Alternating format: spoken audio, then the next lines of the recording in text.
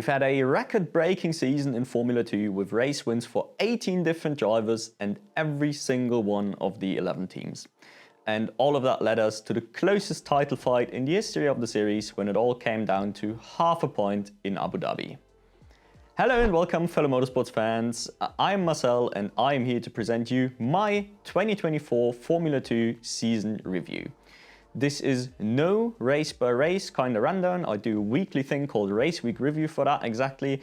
Instead, I will try to give you a quick rundown of all the teams, try to make sense of the very confusing power dynamics over the course of the year, and then we go into a proper deep dive into every single one of the inter-team battles. So let's go. We begin with the team segment, where in terms of the final championship standings at least, we can divide the teams into three pretty distinct tiers. We have Invicta and Campos as the only remotely consistent front runners.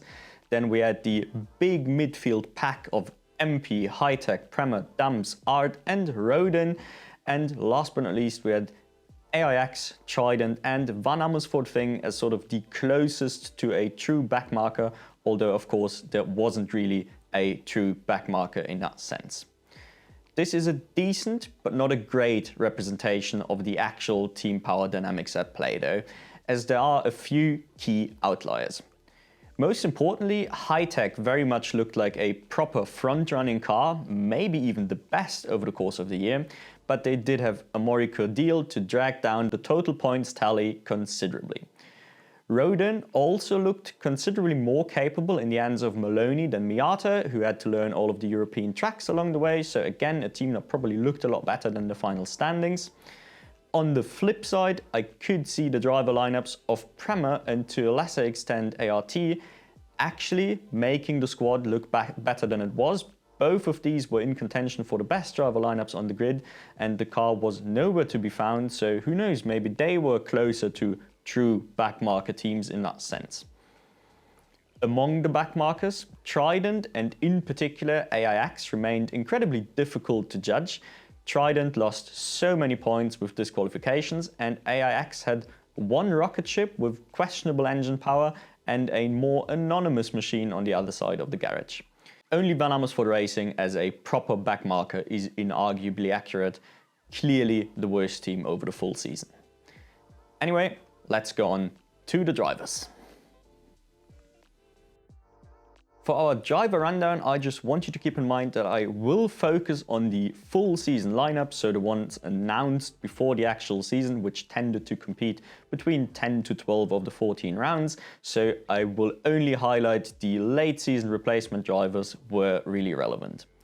We begin at the bottom of the standings with Van Amersfoort Racing, where we had Enzo Fittipaldi and Rafael Villagomez as the full season drivers, and Enzo Fittipaldi really gave away just how bad the team was.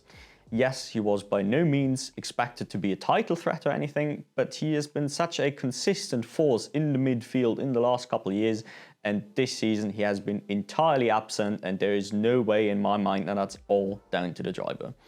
Villagomez was expectedly the worst full season driver on the grid, but truth be told, he did not embarrass himself, also kind of expectedly, so maybe even still better than Cordeel, even if really hard to tell with the cars. I'm not a massive fan of seeing him return either way, but it has to be said, if this is our sort of benchmark for worst driver on the grid, then it really goes to show how strong this season has been in terms of the driver lineups.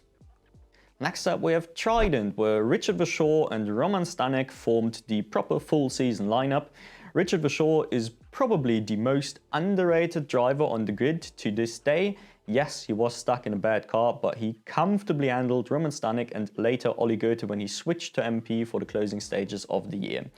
Disqualified from 2 separate sprint wins in heartbreaking fashion and still a win and 5 more podiums to his name at the end of the year are unreal stats for mediocre equipment.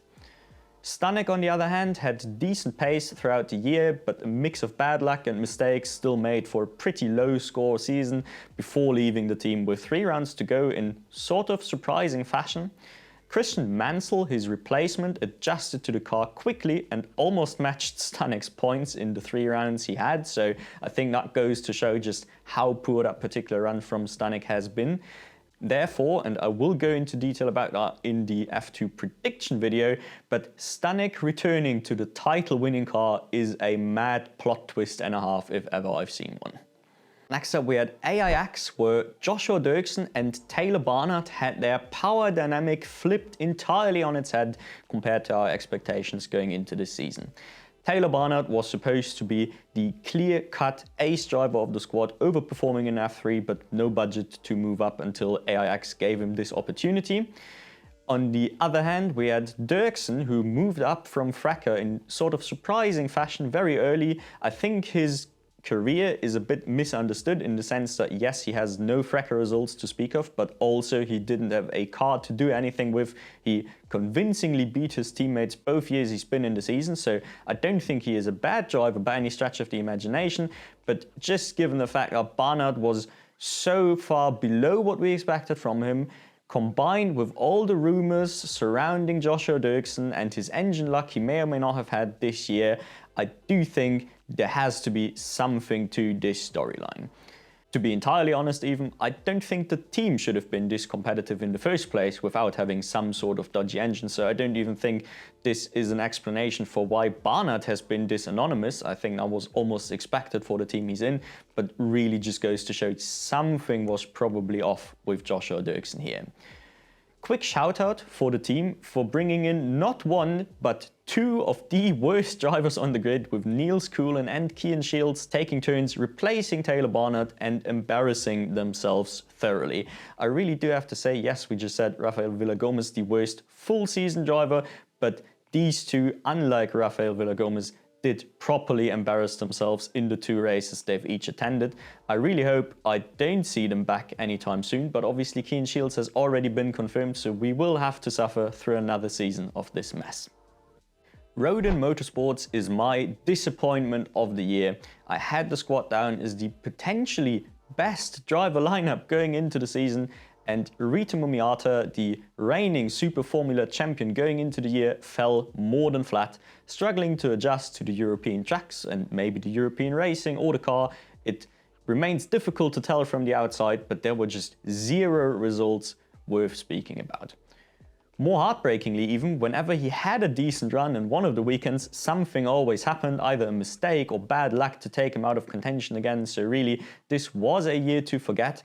But if you've never seen him race before this was not the real Rita Mumiata. Watch this space, he will return next year, and there is zero doubt in my mind that the only way is up from there. Maloney, on the other hand, was even better than expected initially, with a mad double win in Bahrain to start the year. Unfortunately, he did have a couple too many off weeks over the course of the season to properly stay in title contention, but still a very memorable run and one that has earned him a Formula E drive, so the jump from feeder series to proper paid professional racing, congratulations there, and truly deserved for the run he's had. I still want to point out that the points gap between the pair is still comically large compared to the actual skill gap they've even displayed most of the season. Staying with a pretty similar story actually, ART was another contender for disappointment of the year, although here largely the team is to blame for shitting the bed in the first half of the season. Still, Victor Martins was going into this year as one of our key title contenders, and he finished down in P7 with 0 feature wins to his name. That giveaway something was up with the team, at least for me, as he was still comfortably beating Zach O'Sullivan along the way. The latter was about as mediocre as you would have expected going into the year, aside from one of the most mental lucky wins we've ever seen in the Monaco feature race. Still a shame he got dropped halfway through the season, but I do think the F1 dream did look a little dead in the water anyway, so truth be told, staying in F2, despite him doing very decently, was probably just going to be a waste of money anyway. Slowly getting to the better teams next up, we have Dams, where Jack Crawford was one of the surprises of the year for me really, all the way up in P5 overall with a consistency rivaled by very few this messy season. Going into the year, I said he had to dominate Juan Manuel Correa to keep his F1 dream alive, and he did. The only slight damper to the expectations is that Dino Beganovic was able to do the same, if not more, on his late season debut, showing that the team had indeed also really nailed it so far with this new car. Juan Manuel Correa, largely anonymous but not terrible, still able to mix it up in the midfield, but his Formula career is understandably ending here, and I think it is the right call to make. I understand his desire to make that particular comeback. He did it. He did an objectively decent job, but this probably has to be the end of the road. Another team in contention for disappointment of the year, the superstar outfit Prema, which had the best driver lineup on the grid pound for pound, while giving them absolutely nothing to work with. At least those with working eyes should have still seen enough to get on the Kimi Antonelli hype train now, I think, convincingly beating Ollie Behrman in the standings despite skipping F3, this being his rookie season, and all the other caveats to add to this. The actual on-track stuff was very closely matched between the pair, don't get me wrong, but this is also a very good sign for Kimi in my opinion. And no, Ollie Behrman is not secretly overrated or anything and just lucked his way into F1. This is the entire point. Ollie Behrman is a very good driver and one I do rate very highly, and I still think Kimi showed why he is better this year. The team really just screwed it up for everyone involved, although just for completion's sake, we can call out that Kimi also made a few proper rookie mistakes, but let's be honest, he will be awesome in F1, even if he may have a bit of a rough start. Next up, we've got High-Tech, finally a team with a proper full season lineup where Paul Aaron really made the most of the rocket ship provided to him by the team, turning his career around to slingshot his way into a reserve role at Alpine and therefore officially making the jump out of the feeder series system by the end of the year. While he did really well, I can't help but feel he was gifted an absolute weapon, and the best proof for this is his teammate Amaury Codil. Comfortably the worst driver on the grid, both historically and even in the standings when put into relation with his teammate, and he still almost scored multiple podiums, if you can believe that. He even threatened to win a race or two along the way. Yes, fortunately it didn't happen in the end, but the threat was always present in my mind and on track. So, if he can do all of this, then Aaron should have probably just smashed the title to be taken seriously as an F1 contender. I know this has the potential to be the most controversial take in here, so please let me know down in the comments whether you agree or disagree with my High-Tech assessment. Over at MP Motorsports, we had Dennis Hauger coming into the season as one of the key veterans, hoping to use the new regs for a surprise title bid. Instead, he got absolutely battered by rookie Franco Colapinto to the extent that the Argentine earned himself an F1 gig halfway through the season. To add insult to injury, he still finished ahead of Hauger in the standings despite missing essentially half the year. Honestly, this was such a big upset, it has to be a little bit of both. Colapinto obviously driving really well, but Hauger also just shit the bed completely, I reckon. I don't think he just forgot how to drive overnight and he can never be a good driver again. I don't know. Something was clearly off with this guy this year. And if, well, shitting the bed completely, he still takes P11 on this particular grid, it goes to show what caliber of driver Dennis Hauger really is. I do hope the IndyCar path works out a lot better for him.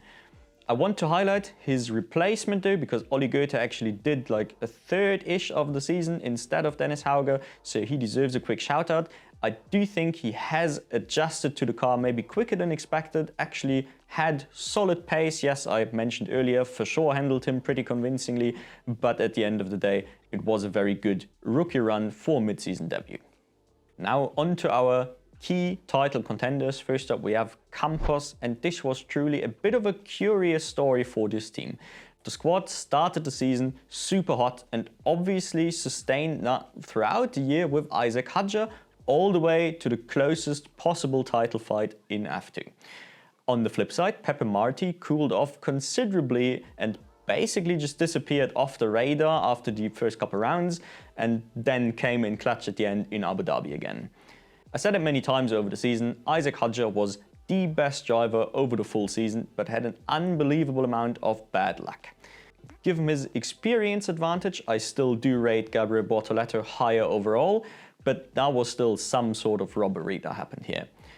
Marty, on the other hand, was sort of mediocre. Sure, he'll do a perfectly fine job next year, but he did not display the sort of flash required to be a proper title candidate or even a particularly interesting F1 candidate, in my humble opinion.